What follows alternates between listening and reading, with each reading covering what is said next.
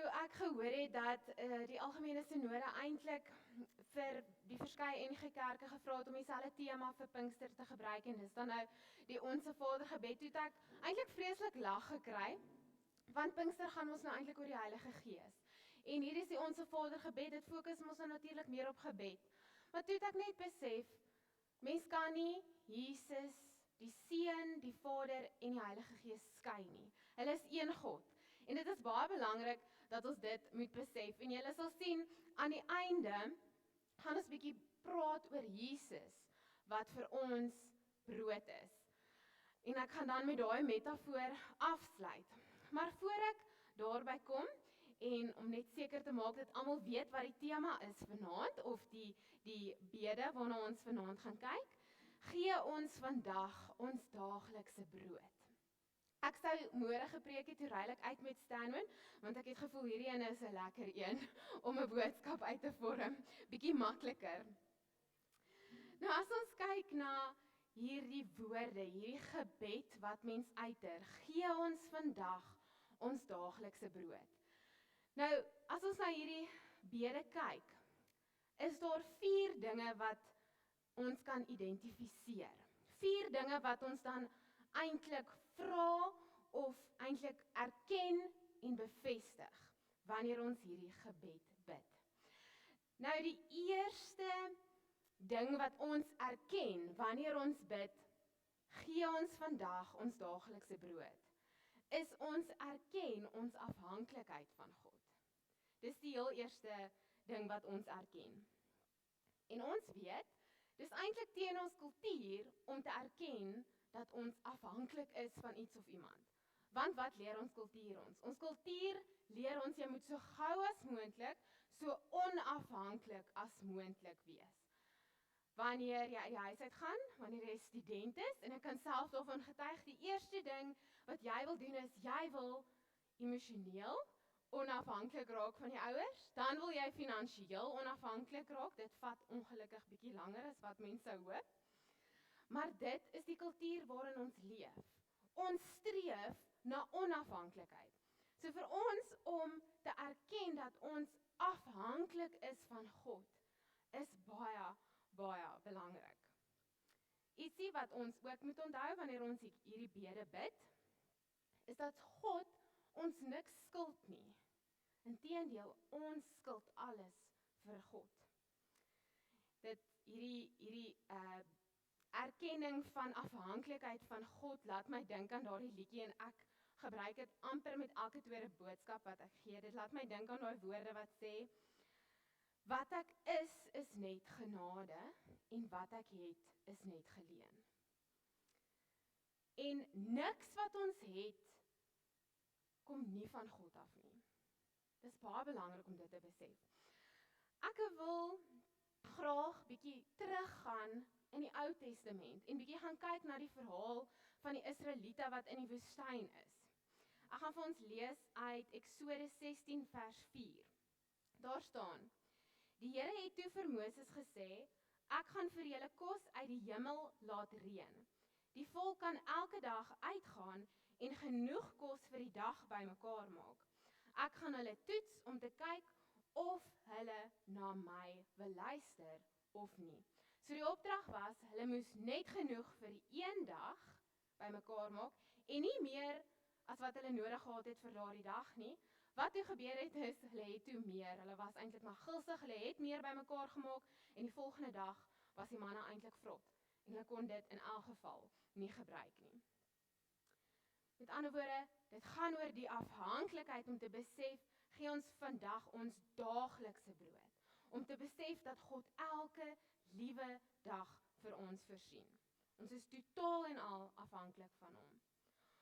En dan baie belangrik, iets wat ons ook moet besef, is ons vertrou op God om te voorsien vir dit wat ons nie het nie, maar ons vertrou ook God om dit wat ons reeds het te behou. Want ek het ons gesê, wat ek het is net geleen. Alles wat ons het is net geleen. En ons sal nou later bietjie daarby kom, maar om te weet dit wat jy het, om dit te kan behou, is ook net genade van God af. En dit lei my dan nou na die volgende ding wat ons eintlik vra wanneer ons bid, gee ons vandag ons daaglikse brood. En dit is, wanneer ons hierdie bid ons eintlik en vra ons eintlik dat ons dankbaarheid sal vermeerder. Baie belangrik wanneer ons kyk na brood, gee ons vandag ons daaglikse brood. Dit verwys nie net na kos nie, dit verwys wel ook na kos, maar dit verwys ook na die voorsiening van gesondheid, skuiling, klere, ons werk, veiligheid, stabiliteit, sekuriteit en selfs vir die stabiliteit van ons land en vir die ekonomie. En alles kom uit God se hand uit. Nou wanneer ons in ons agterkop dink, ons vra dat ons dankbaarheid sal vermeerder, gaan ek nou weer teruggaan na hierdie verhaal van die Israeliete wat in die woestyn is. En in Numeri 11 lees ons oor die klagtes oor hierdie kos. So ek gaan vir ons lees vanaf vers 4, julle kan my volg, saam met my volg. Die gepepel wat tussen die Israeliete was, het baie gulsig geraak. Ook die Israeliete het weer gekerm en gesê, as iemand ons tog maar net vleis sal gee om te eet. Ons onthou die vis wat ons in Egipte geëet het, verniet. Ook die komkommers, waterlemoene, pruie, eie en knoffel. Maar nou is ons kele droog. Daar is absoluut niks behalwe hierdie manne waarteen ons moet vaskyk. Hulle het vir God basies gesê, hierdie voorsiening is nie genoeg nie. Ons soek meer. Hulle het letterlik vergeet van die omstandighede waarin hulle eintlik was toe hulle in Egipte was. Hulle was slawe gewees, maar hulle dink net terug aan die vleis wat hulle kon geniet het. En dit is baie belangrik om te besef, die gevaarlikste eienskap wat ons kan hê, is om ontevrede te wees. As ek dit reg het, is die mooi Afrikaanse woord daarvoor om onvergenoegsaam te wees. Om nie tevrede te wees met wat jy het nie, is ongelooflik gevaarlik. So wat ek dan vandag wil sê, is moenie die manna wat God vir jou gee, verontagsaam nie. Moenie ondankbaar wees vir die manna wat jy wel uit God se hand uit ontvang het nie. En moenie kyk na die vleis wat ander mense dalk het nie, wees dankbaar vir die manna wat jy het. En ek weet dit klink baie cliché om te sê, wees dankbaar vir wat jy het, maar dit is belangrik dat ons onsself daaraan moet herinner. Dan die derde ding wat ons eintlik vra wanneer ons bid, gee ons vandag ons daaglikse brood, is ons vra dat ons deernis en ons omgee vir ander mense meer word. Ons sensitiwiteit teenoor ander, wie se nood dalk groter is as ons sin, ons vra dat dit vermeerder. En dan uiteindelik vra ons God om ons meer vrygewig te maak. Want, soos ek ook in Sondag se preek genoem het, die kollektiewe woord ons. Hier staan nie, gee my vandag my daaglikse brood nie, hier staan, gee ons vandag ons daaglikse brood. En wanneer mense dit bid, beteken dit, dat dit wat jy het, moet jy deel. En dan die laaste ding, wat hierdie bede bevestig, gee ons vandag ons daaglikse brood, is ons bevestig God se getrouheid. Want wanneer ons sê, gee ons vandag ons daaglikse brood, gee ons vandag wat ons nodig het, beteken dit dat jy eintlik elke dag hierdie gebed kan bid. En wanneer jy dan terugkyk na al die dae wat reeds verby is, dan is dit eintlik 'n getuienis van God se getrouheid. God se getrouheid en God wat nog altyd vir jou versorg het en vir jou voorsien het. En saam met hierdie wil ek dan nou graag vir ons uit Matteus 6 lees. Julle sal sien, maandag het dieselfde gedeelte uitgelees, maar julle sal sien, dit gaan hand aan hand, dit is nie geskei, hierdie gebed is mos nou een gebed. So ons gaan bietjie na dieselfde teksgedeelte kyk, en dan nou net bietjie van 'n ander hoek af, wanneer ons dan nou kyk van 'n voorsieningshoek af. Matteus 6 vanaf vers 25. Daarom sê ek vir julle, moet julle nie bekommer oor julle lewe, oor wat julle sal eet, of oor wat julle sal drink, of oor julle liggaam, wat julle sal aantrek nie. Is die lewe dan nie belangriker as kos en die liggaam as klere nie?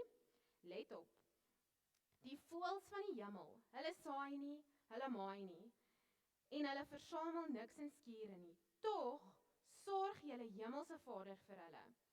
Is julle nie meer werd as hulle nie? Wie van julle kan deur hom te bekommer een uil by sy lewe voeg?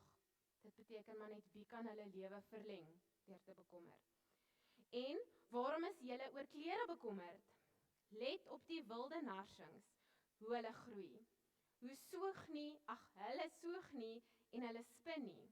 Maar ek sê vir julle, selfs Salomo in al sy pragt was nie soos een van hulle geklee nie. As God die gras van die veld, wat vandag daar staan en môre in 'n oond gegooi word, so klee, hoeveel te meer nie vir julle nie, kleingelowiges? Moet julle daarom nie bekommer en vra, wat sal ons eet, of wat sal ons drink, of wat sal ons aantrek nie? Dit is immers alles dinge waarna die heidene nasies soek. Julle hemelse Vader weet tog wat julle alles nodig het.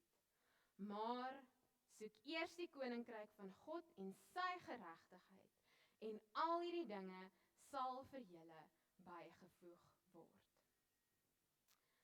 Nou ons het bietjie maandag gefokus op die koninkryk aspek van hierdie vers. Nou wil ek bietjie kyk na, soek eers die koninkryk van God en al hierdie dinge sal vir jou bygevoeg word. Nou in hierdie konteks praat dit nou van voedsel en klere en versorging eintlik maar. En ons kan dit natuurlik baie breër vat as ons dan nou kyk na die koninkryk van God. Nou my vraag is, as jy fokus op die koninkryk van God, en dit is jou prioriteit en dit is waarvoor jy leef, is my vraag, wanneer hulle sê, al hierdie goed sal vir jou bygevoeg word, beteken dit dan die volgende? Dis 'n vraag wat ek aan julle stel. Toe ek 'n tiener was, het ek in 'n hokkiespan gespeel, en daar was 'n meisie wie se ouers baie wel af was. En sy het elke jaar 'n splinternuwe, die beste hokkiestok ooit gekry, en elke jaar splinternuwe tokse gekry. En ek het altyd gedink, joh, dis seker hoekom sy so goed speel, want sy kry altyd die nuutste stok en die nuutste tokse. Nou is my vraag, as ek fokus op die koninkryk van God en dis my prioriteit, en daar staan al hierdie dinge sal bygevoeg word, beteken dit die Here sê dan, Maritjie, as jy net fokus op my koninkryk en ek is jou prioriteit, dan gaan ek seker maak jy kry 'n nuwe stok en nuwe tokse. Dis nie wat dit beteken nie. Wat dit wel beteken is, as jou fokus en jou prioriteit op die koninkryk van God is, dan sal 'n splinternuwe stok en splinternuwe tokse nie vir jou saak maak nie. Dis nou 'n dom voorbeeld, maar dit is waaroor dit gaan. En baie keer sal mense hierdie gedeelte so misverstaan en glo, God gaan my nou seën met hierdie materiële goed of werk of wat ook al dit is. Wat ook al seën jy wil hê. Wat ook al voorsiening jy wil hê. Maar dis nie wat hierdie gedeelte sê nie. Hierdie gedeelte sê, om aan te sluit by wat Ouko ook maandag gesê het, dit gaan nie oor my koninkrykie nie, dit gaan oor God se koninkryk. En God weet wat ons nodig het, en hy voorsien.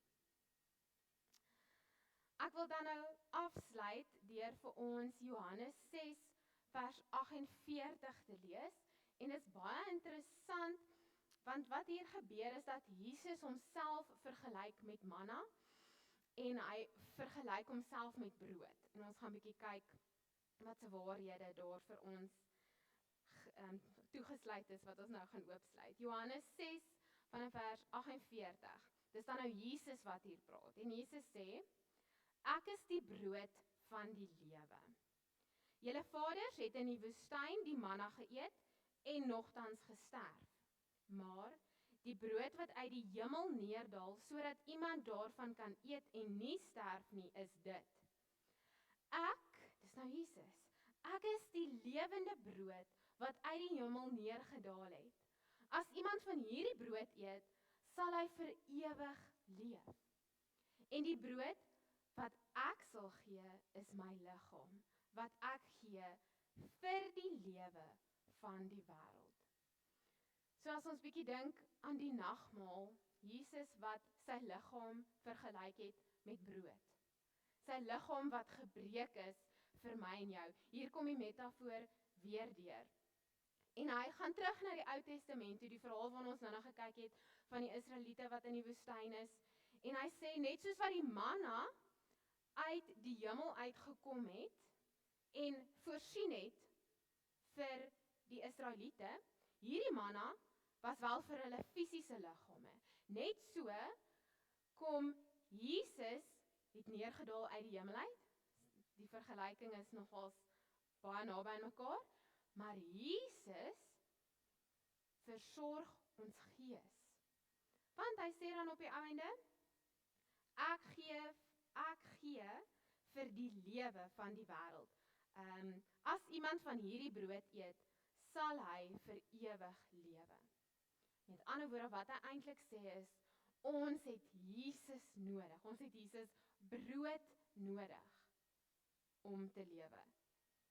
En hy gee dan nie, ons bly dan nie fisies lewendig soos wat ons fisiese liggame brood het nie. Dit gaan oor die gees. Jesus voed ons gees. Jesus onderhou jou en gee vir jou dit wat jy nodig het. So op die ou ende, as ons bid, gee ons vandag ons daaglikse brood. Gee ons vandag dit wat ons nodig het. Kan ons sê, gee ons vandag Jesus. Jesus wat ons altyd nodig het in alles wat ons doen. Gee ons vandag ons daaglikse brood. God voorsien. Ek wil dan nou afsluit met gebed en dan gaan ons na die vragies kyk. Kom ons bid saam. Here, baie dankie dat U soveel jare terug vir U disippels geleer het hoe om te bid. Here, dankie dat daar soveel waarhede opgesluit is in hierdie Onse Vader gebed. Here, dankie dat U voorsien in elke behoefte wat ons het, Here. Here, baie dankie dat U U seun gestuur het om die ewige lewe, die brood vir ons te wees. Here, baie dankie dat ons ook Pinkster kan vier, waar U ook U Gees van die hemele afgestuur het, om ons te versorg op elke manier waarin ons kan dink. Dankie vir hierdie gemeente, dankie vir hierdie gemeenskap, en dankie vir elkeen wat vanaand hier sit. Ek bid net U seën en U liefde oor hulle. Amen. Julle gaan nou sien, daar gaan 'n liedjie speel terwyl julle die sop skep. Ek gaan nou na die vrae kyk en julle kan maar net lekker na die liedjie luister terwyl julle gaan sop skep. Maar hierdie liedjie gaan oor die goedheid van God wat reg deur jou hele lewe plaasvind, en dis nou hierdie vrou wat daaroor sing van dit sy kleindogtertjie is totdat sy nou 'n ouerige vrou is, hoe God by haar was en hoe hy goed was vir haar. So terwyl julle sop skep, kan ons dan na dit luister. Maar voor ons sop skep, net terwille van die opname, wil ek graag vir ons net na die vraag kyk. Die vraag is hierdie gebed ook 'n gevaarlike gebed om te bid? En as jy dan ja of nee sê, waarom sê jy so? Onthou julle, ons het maandag en dinsdag bietjie gesê, dis eintlik gevaarlike gebede om te bid. En ons het bietjie daaroor gepraat. Nou is die vraag, is hierdie ook 'n gevaarlike gebed om te bid? Indien nie, of ja, waarom? En julle kan dit lekker saam met mekaar julle gedagtes deel.